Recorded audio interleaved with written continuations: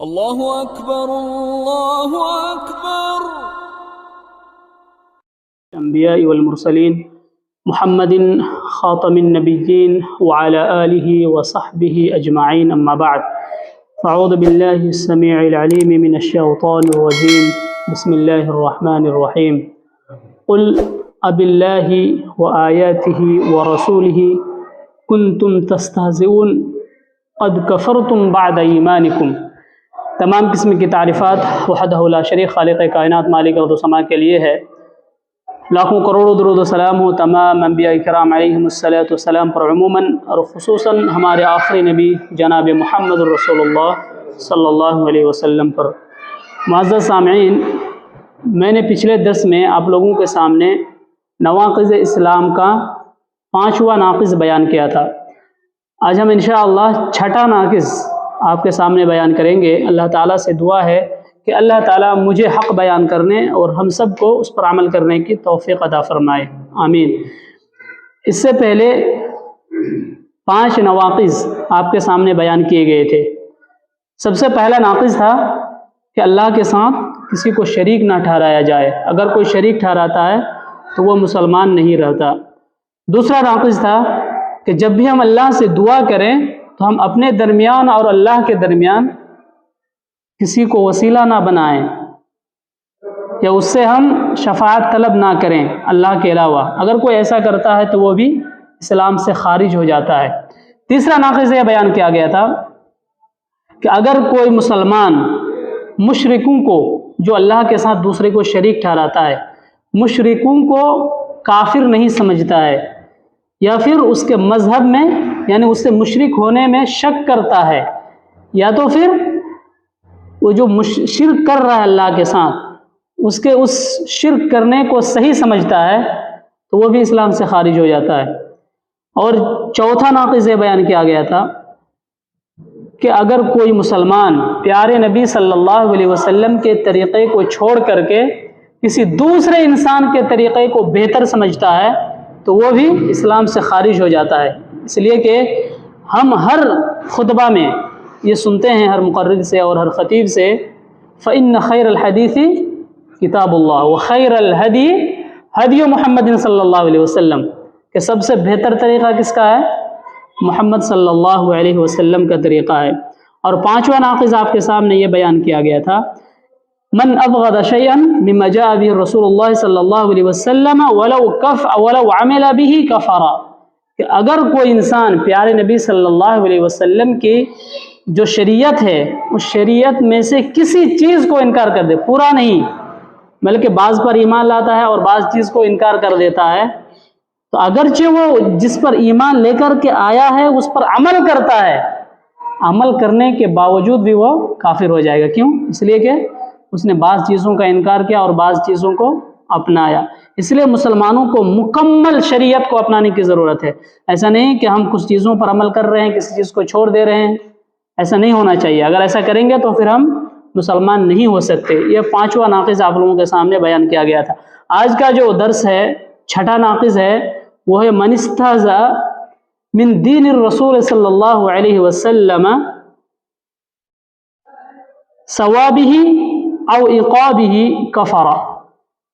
مصنف لکھتے ہیں امام محمد ابن عبد الوہاب رحمۃ اللہ علیہ، کہ اگر کوئی شخص پیارے نبی صلی اللہ علیہ وسلم کی شریعت میں سے کسی چیز کا مذاق اڑائے، آپ صلی اللہ علیہ وسلم نے جو دین لے کر کے آیا ہے، جو شریعت لے کر کے آیا ہے، اس میں سے کسی چیز کا اگر وہ مذاق اڑاتا ہے، چاہے وہ ثواب کے تعلق سے ہو یا سزا کے تعلق سے ہو، چاہے وہ ثواب کے تعلق سے ہو یا سزا کے تعلق سے ہو، ان میں سے کسی چیز کا اگر وہ مذاق اڑاتا ہے تو وہ بھی اسلام سے خارج ہو جاتا ہے، وہ بھی کافر ہو جاتا ہے۔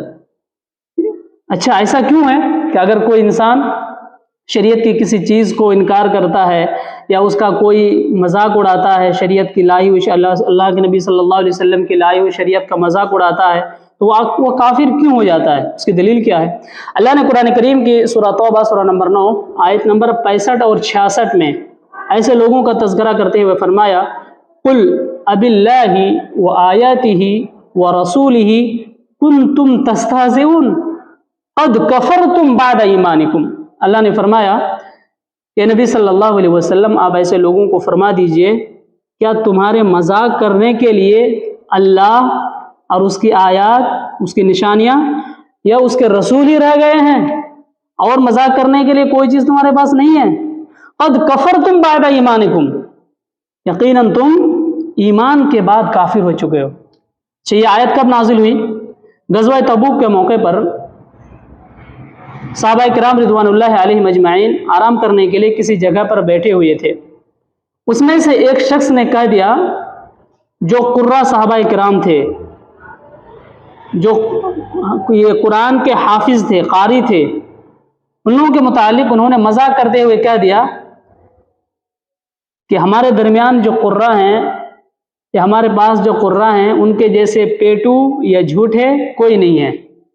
یہ کھانے میں تو آگے رہتے ہیں لیکن جب جنگ کرنے کی بات آتی ہے، لڑائی کی بات آتی ہے تو یہ بزدلی دکھاتے ہیں، یہ پیچھے ہٹ جاتے ہیں۔ اسی میں سے ایک صحابی نے کہا، کیا تم ہمارا مذاق اڑا رہے ہو؟ یقیناً میں اللہ کے نبی صلی اللہ علیہ وسلم کو شکایت کر دوں گا۔ آپ صلی اللہ علیہ وسلم تک یہ بات پہنچ گئی۔ آپ صلی اللہ علیہ وسلم کے پاس جب یہ بات پہنچی تو اللہ نے فوراً یہ آیت نازل فرمائی، قل اب اللہ وآیاتہ ورسولہ کنتم تستہزئون قد کفرتم بعد ایمانکم، کہ نبی صلی اللہ علیہ وسلم آپ ان سے کہیے کیا اللہ اور اس کی آیات اور اس کا رسول ہی تمہارے مذاق کے لیے رہ گیا ہے اور تم مذاق کرنے کے لیے کوئی چیز نہیں پاتے ہو؟ یقیناً تم ایمان کے بعد کافر ہو چکے ہو۔ پیارے نبی صلی اللہ علیہ وسلم نے اسے کافر قرار دیا۔ سیدنا عبداللہ ابن عمر رضی اللہ تعالی عنہما بیان کرتے ہیں، جس کو امام ابن جریر، امام ابو حاتم اور ابو الشیخ مفسرین ہیں، ان لوگوں نے بیان کیا ہے کہ حضرت عبداللہ ابن عمر رضی اللہ تعالیٰ عنہ بیان کرتے ہیں کہ میں نے دیکھا کہ وہ آدمی آپ صلی اللہ علیہ وسلم کی اونٹنی سے لٹک لٹک کر آپ صلی اللہ علیہ وسلم کو یہ کہہ رہا تھا کہ نبی کریم صلی اللہ علیہ وسلم ہم لوگ ایسے ہی مذاق کر رہے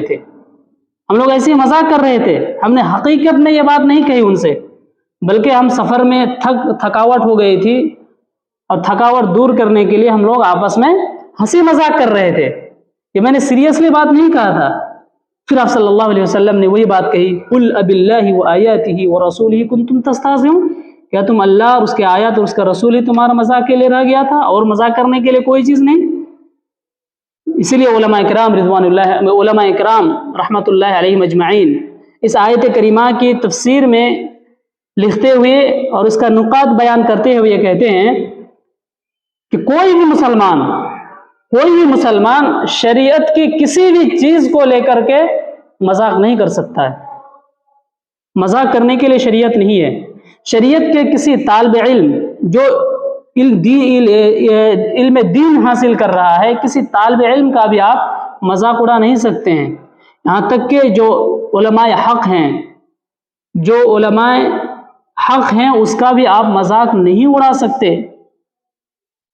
اگر ہم سیریسلی نہیں کہہ رہے ہیں کوئی بات نہیں، لیکن ہم مذاق کے طور پر بھی اس کا مزہ نہیں لے سکتے۔ اگر ہم ایسا کریں گے تو پھر کافر قرار دیے جائیں گے اللہ رب العالمین کی اس آیت کی روشنی میں۔ اسی طریقے سے اگر کوئی مسلمان داڑھی رکھتا ہے اور کوئی دوسرا مسلمان مذاق کے طور پر اس کے داڑھی کا مزہ اڑا رہا ہے یا اس کی طرف اشارہ کرتے ہوئے اس کا مزہ لے رہا ہے تو وہ شخص بھی کافر ہو جاتا ہے۔ اس لیے ہم تمام لوگوں کو چاہیے کہ ہم ایسی تمام چیزوں سے ہم باز رہیں، اور جب بھی ہم کو مذاق کرنا ہو تو ہم دین کی چیزوں کو لے کر کے مذاق نہ کریں۔ یہ اسلام نے جسے شریعت قرار دیا ہے، ایسے بہت سارے لوگ سود سے دور رہتے ہیں جو اسلام میں حرام ہے، لیکن اب بہت سارے لوگ ایسے بھی ہیں مسلمانوں میں کہ اس کا مذاق اڑانے کے لیے اس کی طرف لوگ اشارہ کرتے ہیں کہ دیکھو یہ سود نہیں لے گا، یہ سود سے بچا رہتا ہے، کتنا بڑا متقی ہے، کتنا بڑا پرہیزگار ہے، ایسا بہت کہنے والے آپ کو مل جائیں گے۔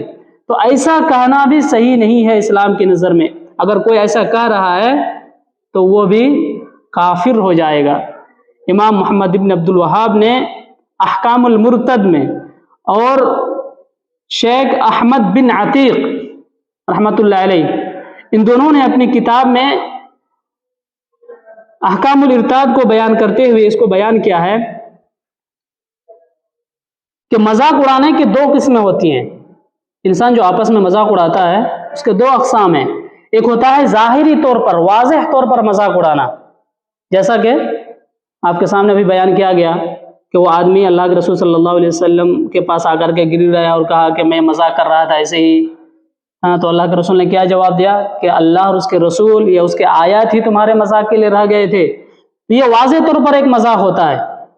اور ایک ہوتا ہے اشارتاً اور کنایتاً. بہت سے لوگ اشارہ کرتے ہیں نا، یہ دیکھو وہ آدمی دیکھو ایسے، کوئی ہاتھ سے اشارہ کرتا ہے، کوئی آنکھ سے اشارہ کرتا ہے. تو اشارتاً اور کنایتاً بھی ہم مذاق نہیں کر سکتے ہیں شریعت کو لے کر کے، یا شریعت کی کسی بھی چیز کو لے کر کے ہم اشارتاً بھی مذاق نہیں اڑا سکتے. ہم کسی کی طرف یہ اشارہ نہیں کر سکتے ہیں کہ دیکھو یہ کتنا بڑا متقی ہے، کتنا بڑا پرہیزگار ہے، یہ کتنی لمبی داڑھی رکھی ہوئی ہے. یہ تمام کی تمام چیزیں یہ شریعت سے تعلق رکھتی ہیں. کس کے اندر کتنا پرہیزگاری ہے، کون کتنا اللہ سے خوف کھاتا ہے، کون کتنا اللہ سے ڈرتا ہے، ہم اس کے بارے میں نہیں پتہ کر سکتے. یہ باطنی چیز ہے.